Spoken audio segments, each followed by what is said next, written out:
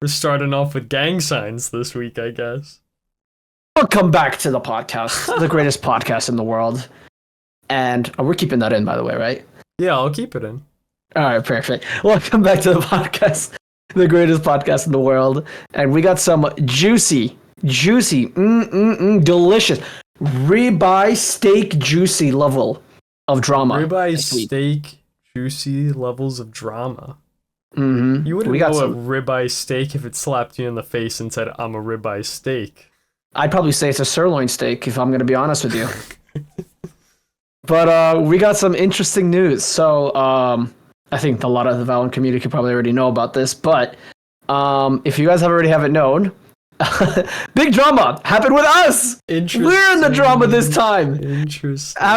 Instead of everyone, we're in the drama this week. It's not our fault, but in the same time, it is our fault.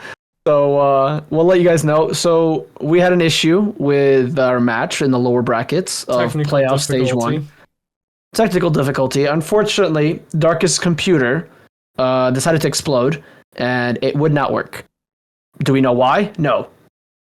Do we know anything about it? We don't know why. He just says that he was having a warm-up scrim, and when they tried to get in game, it kept blue screening. We don't know. He said he tried everything. He literally went everything.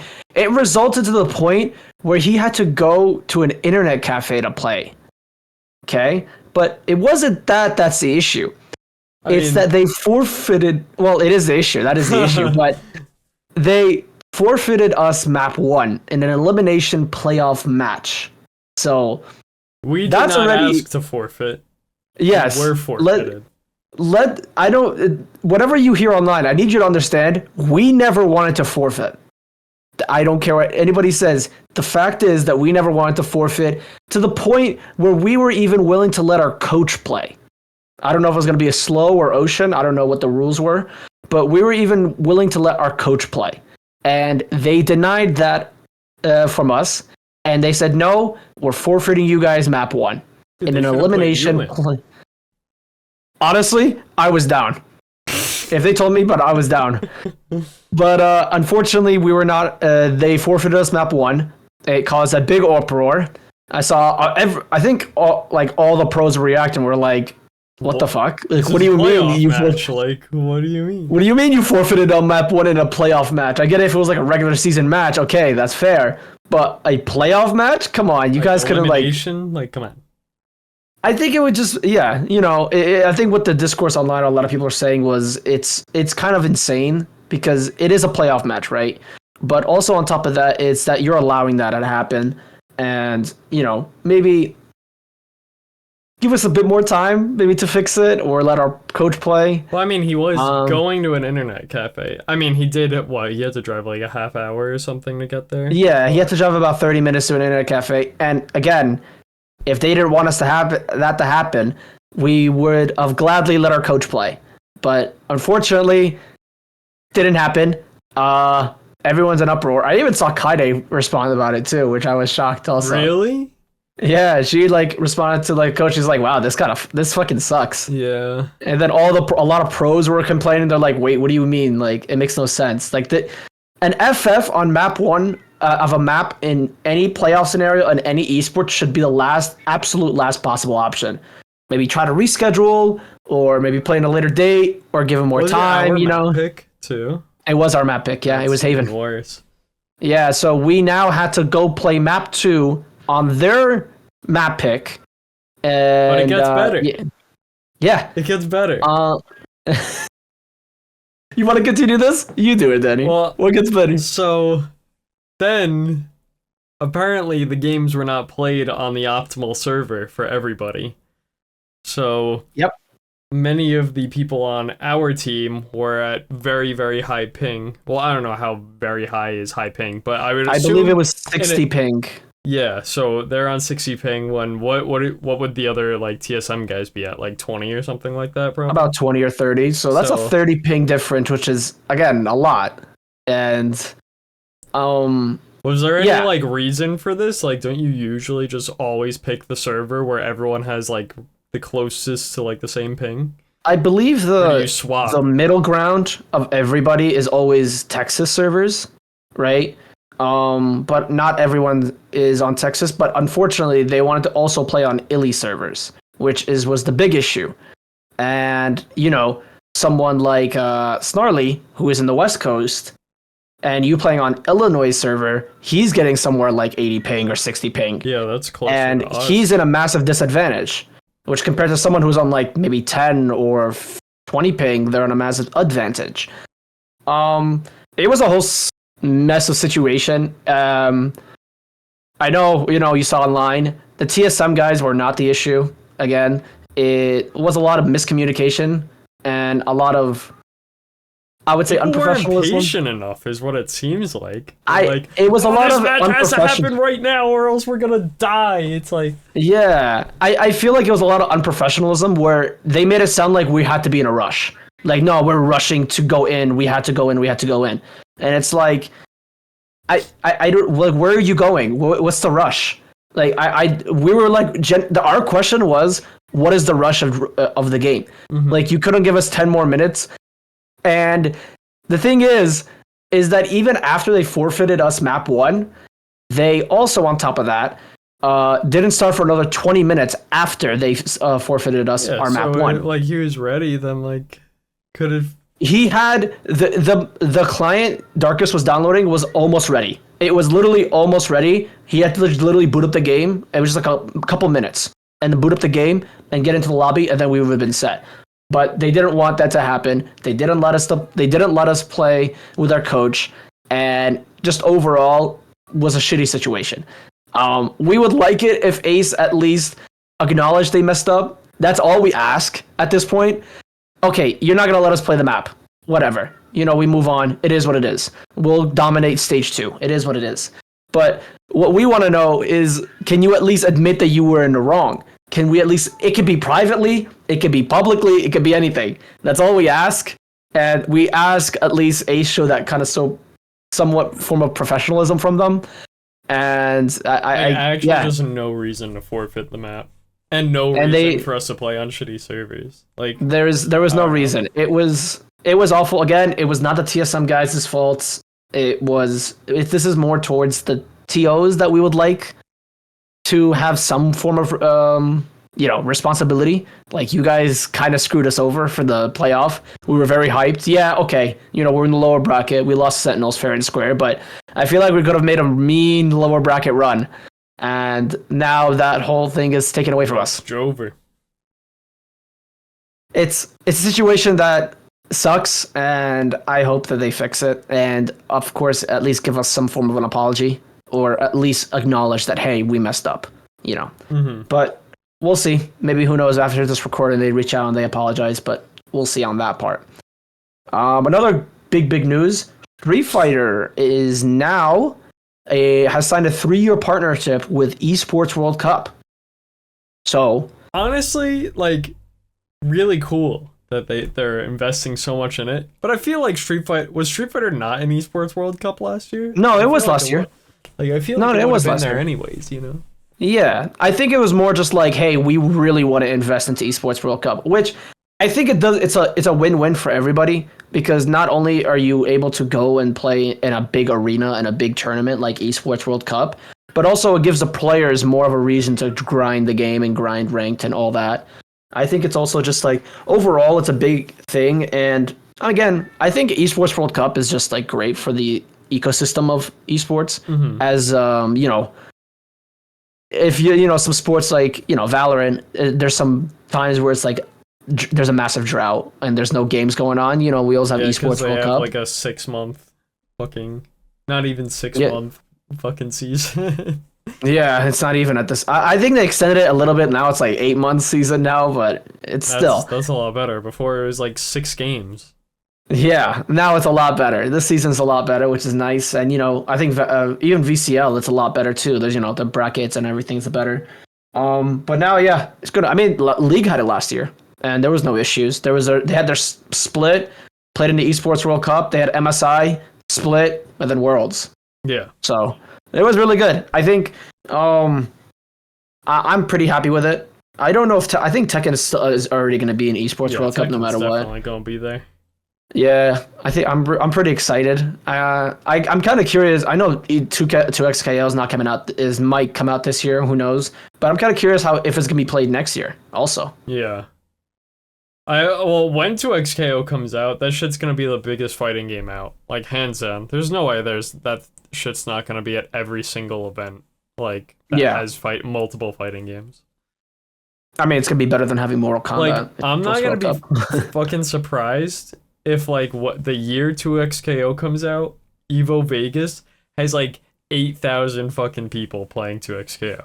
Like, I wouldn't be surprised. Like if Tekken had like 4,000 or something like that, like 2XKO is gonna be fucking massive, and it's free. It's gonna be huge. On top of that, so like, I think that's the biggest thing with fighting games that makes it like people not get them. It's like if you're not good at them, you basically pay like $60 or $70. Like I think Tekken 8 is $70, but you pay $70 to get your ass kicked for you to not like it. You know.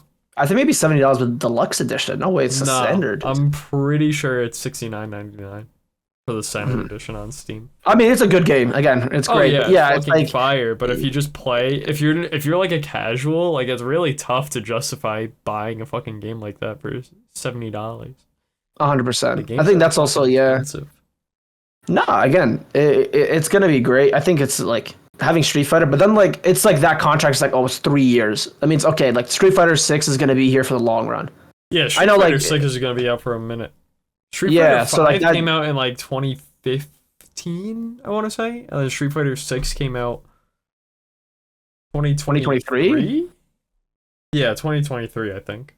Okay, so yeah, it has a longevity. Like Street Fighter, like that's not one of those games where it's like recycle. Like it has like a longevity. Street Fighter is one of those comes out like once every decade. Yeah, I think it's great because now it's like it's gonna show like, oh shit, like, you know, now it's gonna maybe entice other games to maybe sign a longer contract. You know, maybe we might have like, I know I don't know if you saw the Rainbow Six Siege X stage thing that's going on right now. Mm-hmm.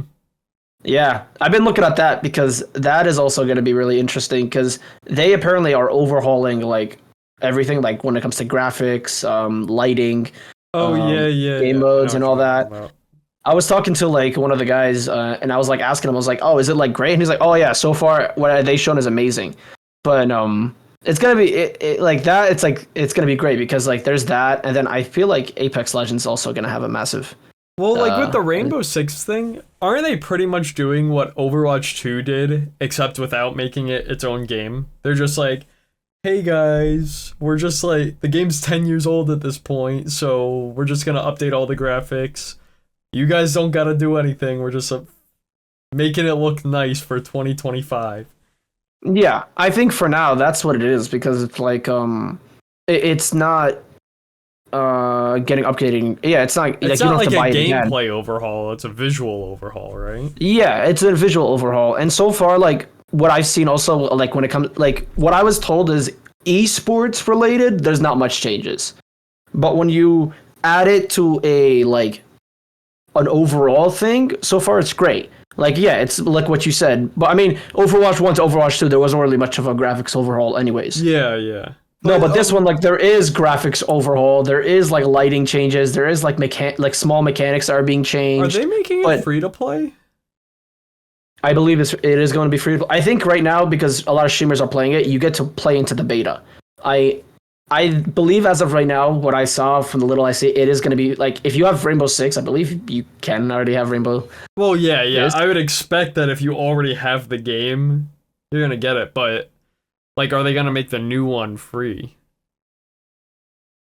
I don't know. But I feel like they have so many operators in the game now that like if you just have it like the League of Legends system where you have to unlock people and like you could pay or you could like grind for them, like that'd probably be super great for the game so that it comes out, it's new. A lot of people know Rainbow Six already, but now it'll be free, so if people have been holding off on getting it, there's no reason not to try it, you know? It's like what is it, CS? Like it was CSGO was paid, and then like that ends like the last year or so it went for free, and then CS2 came out, now that's free. And they ruined the game. Fuck you, Valve. I hope you hear this. No, all the staff are actually working on Deadlock right now. Yeah, they're working behind the scene. I keep behind the scenes. Like, you've asked a couple times over the past couple weeks, yo, guys, are you trying to get back into CS2? My answer is always, yeah, when they decide to put a fucking anti-cheat in the game, I'll do it. Well, you don't want to download another app to play the game? I don't care about, like, I could play on Faceit, it's whatever, but, like, why can't the game just be good? You know? Yeah. Like, why do you have to fucking, like, sit there and just not do anything about it? It's Valve. And, like, I'm actually hoping Rainbow's... Not that they ruined Deadlock, but they fucking ruined the fucking competitive. It's all one queue, so no one, like, I haven't heard shit about Deadlock since, like, the month it came out. The only major update that came out was a couple weeks ago where they changed from 4 lanes to 3 lanes, but it's not much. But I'm saying, like, I haven't heard, like, anyone being excited about Deadlock since, like, the month it came out. They definitely like didn't hype that. I think it's like a two-edged sword where, in the sense, like, yes, okay, they already came out of the game, they got the hype, they got people to actually talk about it a little bit at least. Like, it's a thing that they're making. Yeah, but people at the same time, but it's about it anymore. Yeah, but now they're also saying that now the other side you could talk about is now okay. It's bad, so people aren't talking about it. So when it comes it's good, then people are gonna talk about it. No. I think what you have to understand also, it's like you want a company to they're at least working on the game, right? And they're at least like working behind the scenes, and like they're more responsive than what they are with with CS:GO at least, or CS2. They're at least more responsive with that. But I think it's just time. I feel like in the summertime, Deadlock is going to come out. Is going to have a massive overhaul again. And I believe it's going to probably be open to everybody. That's what it is. Because as of now, by the way, it's still invite only to play Deadlock, which is still fucking hilarious. Yeah, you could get it. There's no way to not. Yeah, you can get it. It has infinite invites. Anybody, or you could just fucking add someone on Twitter. Yeah, hey, and then they'll give you an invite. But I still find that hilarious at this point at the stage where it's like, oh yeah, actually you still have to do invite only. And what I was told is they are still doing it invite only until I believe summertime. So until like summerish. What's even the point? I think because they want to like slowly get the feedback and let every update marinate and really like sit down. Yeah, they got all the feedback and said, let's ruin the game with the rank system. That was some real good feedback that they used. Hey. I am How do you get optimistic. feedback and then make the game worse? Yeah, I know the ranking system is actually, I think, like the same. It's the same thing with Counter-Strike. Like, how do you get feedback? Like, oh, we need to change XYZ, and then the game is worse now than it was on launch. Yeah. Again, who knows? Maybe we'll wait. I'm optimistic till summer. We'll see what happens. If not, then I cry. But no, I want to see you cry. If no big news happens during the summertime for Deadlock, I'll cry on camera for you. Cool. I'm down. Okay. But alrighty, guys. That's all for the news. QORgaming.com/shop. /shop. Make sure to check out the merch. Also, our 6 boys are playing in the open qualifier this Saturday, by the way. So if you guys don't know, probably as this podcast comes out. As this podcast probably comes out, they're playing right now. But how it is, it's basically like Valorant, where it is an open bracket. So if you guys don't know, the Challengers thing never happened. They removed it for, I believe, a couple of years, but they're bringing it back again. But because there's no like legacy or transfer over, everyone's applying for the open qualifiers. So our core boys are playing in it, and if we get into it, it's going to be huge. So they're qualifying for Challengers to stay in Challengers and all that. Mm-hmm. So I'm pretty excited. And yeah, that is it. Make sure to check out the core boys for Valorant. There's our season's over, unfortunately, until stage 2. But yeah, that's it. Thank you guys for watching. Bye bye. Bye bye.